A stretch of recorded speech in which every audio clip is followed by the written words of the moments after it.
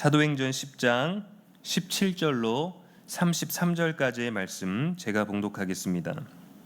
베드로가 본 바 환상이 무슨 뜻인지 속으로 의아해 하더니 마침 고넬료가 보낸 사람들이 시몬의 집을 찾아 문 밖에 서서 불러 묻되 베드로라 하는 시몬이 여기 유숙하느냐 하거늘 베드로가 그 환상에 대하여 생각할 때에 성령께서 그에게 말씀하시되 두 사람이 너를 찾으니 일어나 내려가 의심하지 말고 함께 가라.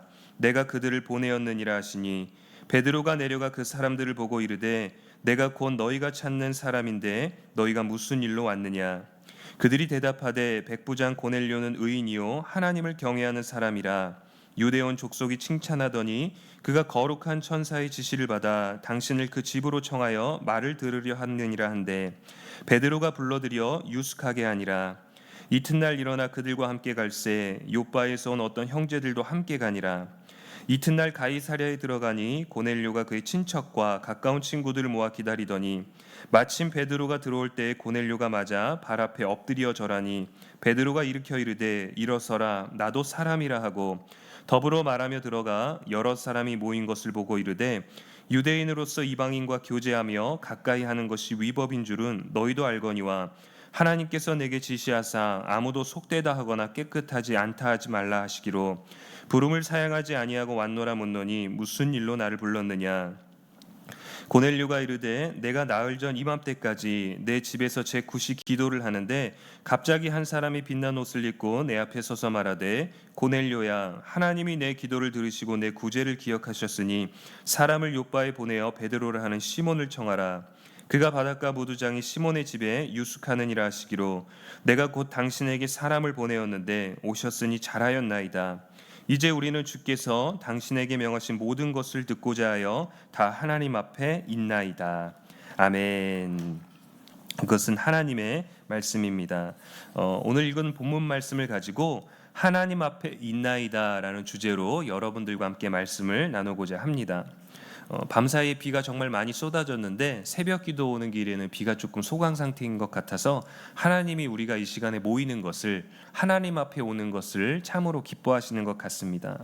이 시간 많이 피곤하고 지친 가운데 계실지라도 여러분들도 하나님 앞에 있는 것을 기뻐할 수 있는 복된 시간 되시기를 주님의 이름으로 축복합니다. 베드로가 정결하지 않은 부정한 음식을 먹으라는 환상을 경험한 직후의 이야기가 오늘의 본문의 말씀이죠. 무슨 뜻인지 무슨 의도인지 전혀 알 수 없지만 고민하고 있던 차에 마침 사람들이 찾아옵니다. 고넬료가 보낸 사람들이 나타나는 것이죠. 뭔가 아주 정확하게 맞아 떨어지는 것 같은 상황이 지금 진행되고 있습니다. 어떤 경우나 기회에 알맞게 되었다는 마침이라는 단어가 성경에 기록되어 있습니다. 룻기에서도 보면 나오미와 함께 베들레헴으로 돌아와서 룻이 이삭을 주우러 밭에 나갔는데 마침 밭의 주인인 보아스가 등장해서 그들의 만남이 시작되죠.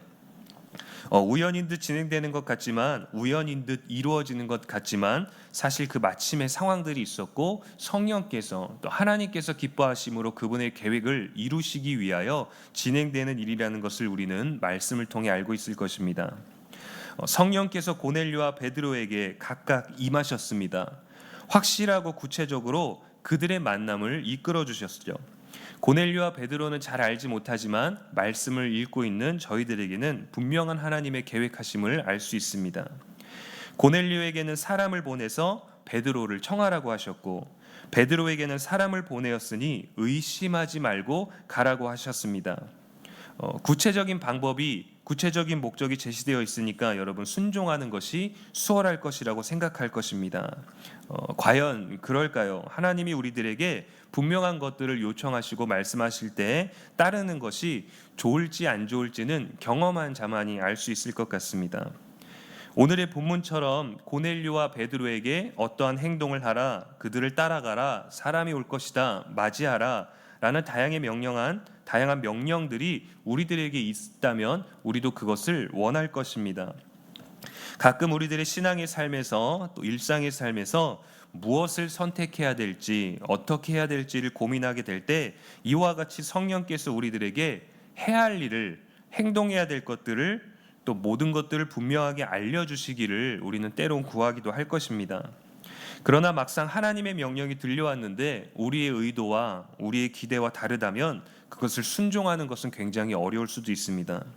대표적으로 창세기 22장에 아브라함에게 하나님께서 이삭을 번제로 바치라는 것과 같이 구체적인 명령이 우리들에게 온다면 우리는 할렐루야 아멘하고 받는 것이 아니라 오히려 듣지 않은 것처럼 행동하고 싶고 또 안 듣고 싶어지는 그러한 마음이 들지 않을까 생각이 되어집니다.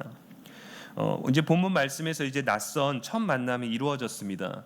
19절에 보니까 베드로가 그 환상에 대하여 생각할 때에 성령께서 그에게 말씀하시되 두 사람이 너를 찾으니라고 이렇게 기록되어 있습니다. 여기서 의문이 생기는데 7절 말씀에 보면 마침 말하던 천사가 떠남에 고넬료가 집안 하인 둘과 부하 가운데 경건한 사람 하나를 불러라고 이렇게 기록되어 있죠. 분명히 고넬료는 3명을 보냈는데 베드로에게 말씀하신 성령은 두 사람이 너를 찾을 것이다 라고 기록하고 있습니다. 원문의 성경을 보면은 직역해 보면은 세 사람이라고 되어 있습니다. 트레이스라는 단어로 되어 있죠. 근데 성경의 사본을 번역하는 과정에서 보다 보니까 그 해석의 문제 또 그것을 또 의역하기도 하고 직역하는 다양한 문제 가운데서 사본 중에 숫자를 기록하지 않은 사본의 문제도 있었고 또 다양한 방법으로 전달하고 또 오역하는 부분들도 있었고 서로 일치하지 않는 본문들도 있다 보니까 외형적으로는 3명이 맞지만 특별한 사명을 부여받은 사람, 그러니까 특별한 사명이 주어져 있는 인원은 2명이었기 때문에 성경의 의미를 함축하고 또 상징하자는 그런 차원에서 2명으로 기록한 것으로 보입니다. 20절 말씀에 보면 성령께서 구체적으로 말씀하십니다. 일어나 내려가 의심하지 말고 함께 가라. 내가 그들을 보내었느니라 하시니. 전혀 알지 못하는 사람, 낯선 사람, 생각하지도 않았던 사람이 찾아오게 되는데 그가 나와 친분이 있는 사람이었는지 아니면 나와 어느 순간 마주쳤는지 아니면 나와 대적 관계에 있는지 아무것도 알 수 없는 상황입니다. 근데 사람들을 베드로에게 보냈다고 성령께서 알려주시고 계시죠. 어디를 가야 할지 왜 사람들이 오는지 전혀 알지 못하는 상황이지만 성령께서 확실히 그들을 너에게 내가 보내었으니 따라가라고 명령하고 있습니다. 그런데도 베드로는 그들을 맞았을 때 무슨 일로 왔느냐라고 묻죠. 고넬료에 대한 소개를 듣고 바로 떠나지 않고 그들과 함께 시간을 보냅니다. 유숙합니다. 그리고 고넬료에게 찾아갔는데 로마 군대의 백부장이 나와서 베드로에게 엎드려 절하고 있습니다. 당시 로마의 식민지로 있었기 때문에 로마의 군 지휘관이 절을 하는 것은 서로에게 굉장히 어렵고 불편한 상황이 되는 것이죠. 베드로가 속해 있는 유대인들의 정결법을 따라도 비유대인들과 함께 만남을 가지고 접촉하는 것 자체가 부정한 것인데 이 상황을 어떻게 받아들여야 할지 어떻게 행동해야 될지 베드로에게는 굉장히 어려운 상황입니다. 사람들이 모여 있는 곳을 보고 베드로가 솔직하게 말합니다. 28절, 29절 말씀입니다. 이르되 유대인으로서 이방인과 교제하며 가까이 하는 것이 위법인 줄은 너희도 알거니와 하나님께서 내게 지시하사 아무도 속되다 하거나 깨끗하지 않다 하지 말라 하시기로 부름을 사양하지 아니하고 왔노라. 묻노니 무슨 일로 나를 불렀느냐. 베드로는 아직도 깨닫지 못하고 있는 상황이지만 지금 이방인들 앞에 서 있는 이유는 하나입니다. 베드로를 이곳으로 가게 한 것, 그들을 만나게 한 것, 불편한 만남을 가지게 한 것, 또 이방인들 가운데로 오게 된 것은 고넬료의 요청에 의해서 움직인 것이 아니라 하나님의 지시가 있었기 때문이죠. 성령께서 모든 것들을 말씀해 주시는 않았지만 고넬료와 베드로 떨어져 있는 각자에게 아주 분명하게 역사하셔서 그들을 만나고 그들을 청하고 그들을 따라가라고 지시해 주셨기 때문에 모여 있는 것입니다. 베드로가 기도하는 중에 본 환상에서조차 부정하여 먹을 수 없다고 거절하였습니다. 놀라운 기적 같은 일을 경험했음에도 불구하고 자신이 속해 있는 민족의 율법에 따라서 그는 말씀이 들려오고 환상에서 이야기해주고 있는 것들을 따르지 않고 자신의 전통을 따르고 있었습니다. 성령의 분명한 지시가 있었음에도 불구하고 이방인과 함께하는 것이 위법이다. 너희도 알지 않느냐라고 지금 얘기하고 있는 것이죠. 지금 우리의 만남은 불법이다라고 말하고 있습니다. 선입견, 편견으로 판단하면 안 된다고 어제 담임 목사님께서 설교하셨지만 그것을 알면서도 그 기준이 먼저 적용되는 것이 인간의 본능이고 또 인간의 연약함인 것 같습니다. 베드로는 분명 부활하신 예수님을 만났고 성령 강림 때 그 현장에 있었고 병자를 치유했었고 귀신을 내어 쫓았죠. 그리고 감옥에서 천사의 도움을 받아서 탈출도 했었고 바로 앞장 9장의 마지막 부분에서는 죽은 여제자 도르가까지 살렸던 베드로인데 아직 깨우치지 못한 깨우쳐야 할 무언가가 있는 것 같습니다. 사람의 방법, 사람의 전통들은 사람의 범위를 뛰어넘어야만 무언가를 깨달을 수 있는 것이죠. 30절부터는 고넬료가 자신이 본 환상에 대해서 이야기하고 지금 우리를 만나게 된 것이니 잘 왔습니다라고 환영의 인사를 하면서 이제 우리들에게 모든 것들을 알려달라고 얘기를 합니다. 기도하는 중에 사람을 청해서 베드로를 부르라는 그 환상에 대해서도 얘기를 해줍니다. 위치도 알고 누구를 불러야 되는지 이름도 알고 데려와야 하는 것도 알겠는데 왜 데려와야 하는지는 아직 모르고 있는 상황이죠. 지금 이러한 사람들이 이러한 만남을 가지게 된다면 이 자리에 모이게 하신 것은 각자에게 임하신 성령님의 역사하심이 있다라는 겁니다. 내 발걸음으로 찾아온 것 같지만 저와 여러분의 이 새벽의 귀한 시간에 찾아오게 된 것도 하나님께서 각자 여러분들 마음에 새벽 기도에 대한 열정을 주시고 사명을 주시고 기도의 자리로 여러분들을 초청하신 것입니다. 왜 하나님은 이 피곤한 시간에 우리를 깨우실까? 왜 하나님은 비가 오는 이 날씨에도 이 새벽에 우리를 이곳에 오게 하셨을까? 왜냐하면 이 새벽에 하나님 앞에 오는 것이 저와 여러분에게 가장 좋은 것이기 때문입니다.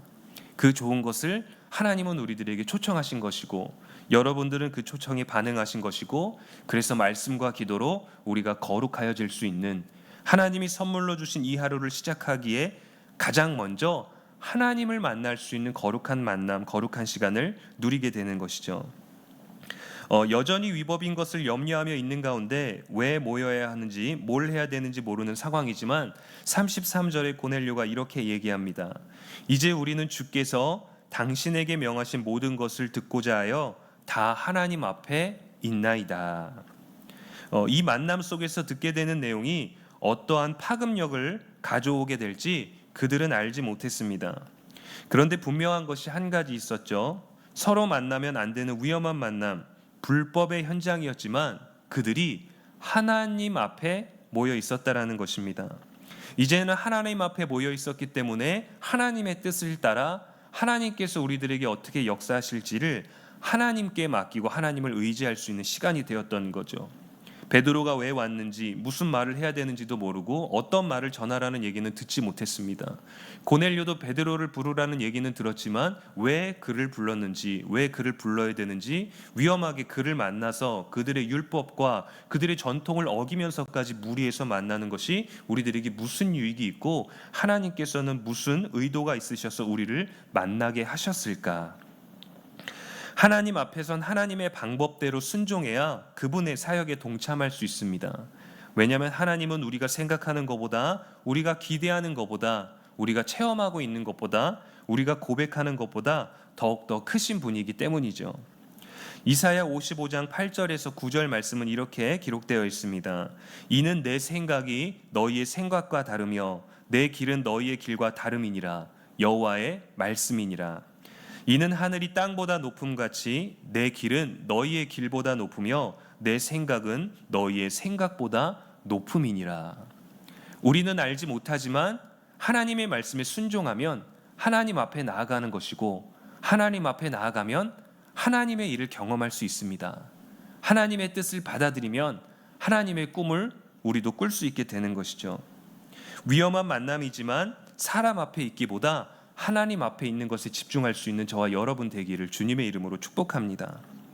가수 노사연 씨의 만남이라는 노래가 있습니다. 여러분도 잘 아시겠죠? 우리 만남은 우연이 아니야. 그것은 우리의 바램이었어. 라는 가사가 있습니다. 여러분, 저와 여러분의 만남도 결코 우연이 아닙니다. 물론 우리들에게는 새벽 예배 시간이 주보에 정해져서 나가기는 하지만 그러나 우리가 이 자리에서 누구와 함께 기도하고 누구와 함께 말씀을 듣고 누구를 위해 기도하게 될지는 성령께서 주시는 감동이 그때마다 다를 것입니다.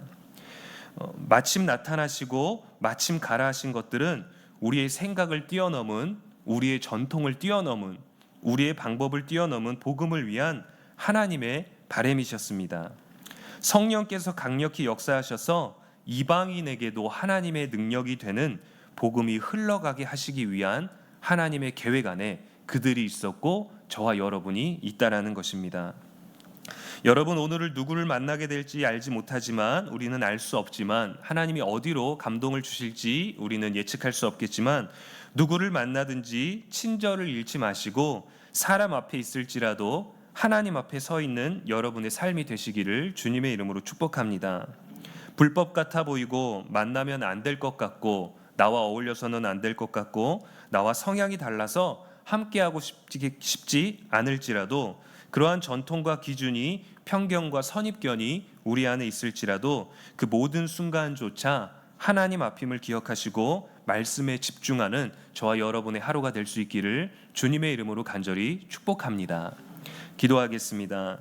사랑과 은혜의 하나님 아버지, 감사를 드립니다. 오늘도 우리들에게 말씀을 주시고 밤새 많은 폭우가 쏟아졌지만 이 새벽의 자리에 나오는 것이 불편하지 아니하도록 우리를 극히 배려해 주셔서 하나님, 비가 잠깐 멈춘 사이에 주님의 전에 하나님 앞에 나올 수 있도록 인도하여 주시니 감사를 드립니다.